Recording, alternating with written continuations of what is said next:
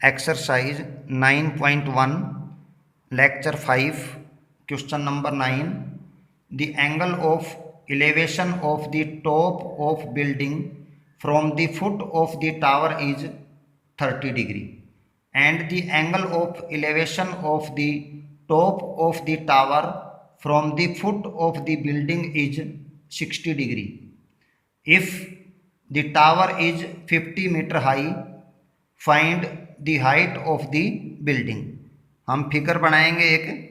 आप फिगर में कैसे करेंगे भाई? ए बी तो आपके पास टावर हो गया और सी डी आपके पास बिल्डिंग हो गई।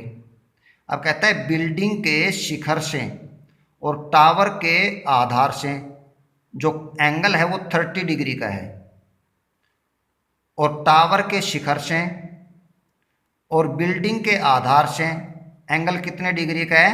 60 डिग्री का है।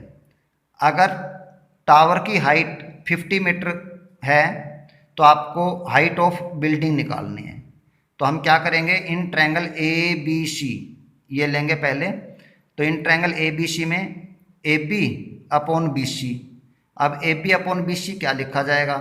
एक नाम बताया था मैंने आपको, पंडित बद्री प्रसाद हर हर बोले, P upon H sine, B upon H cos, P upon B tan, H upon P cosec, H upon B sec, B upon P cot. तो यहाँ क्या लिखा जाएगा? Ten 60 degree. अब थीटा के स्थान पर आप क्या लिखेंगे? 60 डिग्री लिखेंगे। ए बी की वैल्यू कितनी है? 50, क्यों ए बी आपको दी हुई है, upon B C equal to ten 60 degree की वैल्यू कितनी होती है? √3। इसके नीचे हमने 1 लगा दिया। अब ये √3 वैल्यू ट्रिग्नोमेट्री टेबल में मैंने समझा रखी हैं, वहाँ से आप याद करके लिख सकते हैं और इसके डिस्क्रिप्शन में उसका लिंक मैं छोड़ दूंगा। तो आप क्या करेंगे, अब क्रॉस मल्टीप्लाई करेंगे। अब इसको इसके मल्टीप्लाई करेंगे तो क्या हो जाएगा? √3 into B C equal to 50 को 1 से मल्टीप्लाई करेंगे तो 50। बी सी की वैल्यू कितनी आ जाएगी? 50 अपॉन √3। क्यों? √3 बी सी के साथ मल्टीप्लाई में है तो डिवाइड में हो जाएगा। अब क्या करेंगे, in triangle B C D ये लेंगे, इसमें आपको सी डी निकालनी है। तो आप क्या लिखेंगे? C D upon B C. B C आपको दी हुई थी, सी डी निकालनी है, इक्वल टू क्या लिखा जाएगा? Tan 30 degree. तो C D upon B C की वैल्यू कितनी है? 50 upon √3 equal to tan 30 degree की वैल्यू कितनी है? 1 अपॉन √3। अब सी डी की वैल्यू कितनी आ जाएगी भाई? ये डिवाइड में है तो ये इसके साथ मल्टीप्लाई में हो जाएगी। तो C D equal to 1 upon √3 into 50 upon √3। 50 को 1 से मल्टीप्लाई करेंगे तो 50 अपॉन √3 को √3 से मल्टीप्लाई करेंगे तो 3 आ जाएगा। अब 50 को 3 से डिवाइड करना है तो 16 होल 2 अपॉन 3 ये आ जाएगा। Therefore the height of the building equal to 16 whole 2 upon 3 metre, ये आंसर आ जाएगा।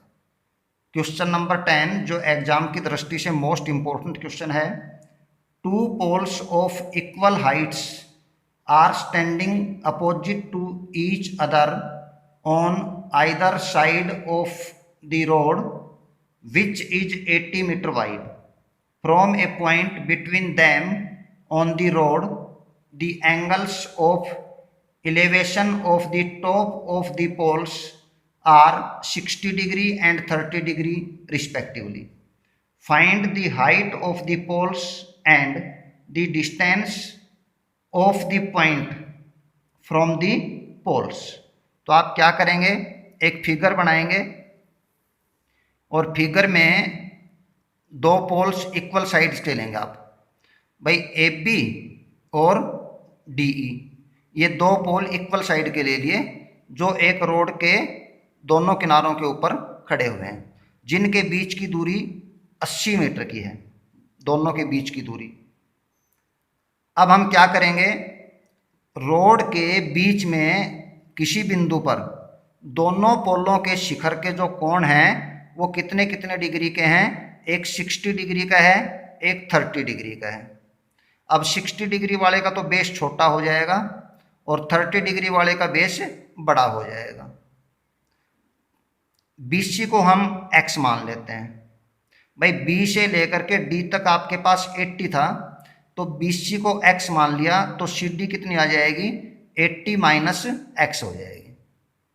तो आप BD equal to 80 metre, let BC equal to x, therefore CD equal to कितना हो जाएगा, 80 माइनस x।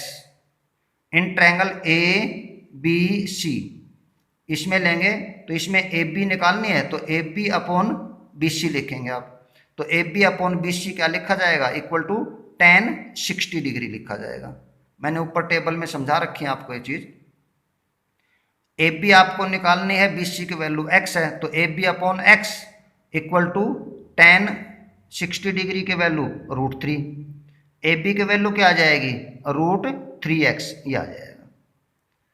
देयरफॉर भाई DE किसके इक्वल होगी, AB के इक्वल है, और ये कितना होगा, √3x। क्यों, क्योंकि दोनों पोल्स जो हैं वो इक्वल हाइट के हैं, तो AB की जितनी होगी हाइट उतनी ही DE की होगी हाइट।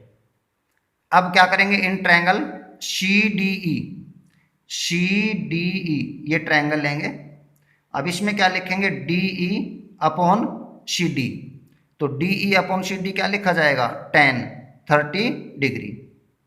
अब DE की वैल्यू कितनी है, √3x अपॉन CD की वैल्यू कितनी है, 80 minus x equal to tan 30 degree की वैल्यू कितनी है, 1 अपॉन √3।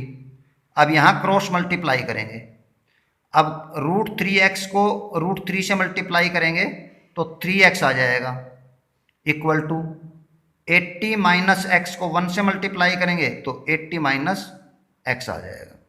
अब वेरिएबल टर्म वन साइड करेंगे, नॉन वेरिएबल वन साइड करेंगे, तो क्या हो जाएगा, 3x प्लस x, क्यों राइट साइड में था माइनस का, लेफ्ट साइड में आएगा प्लस का हो जाएगा, और इक्वल टू 80।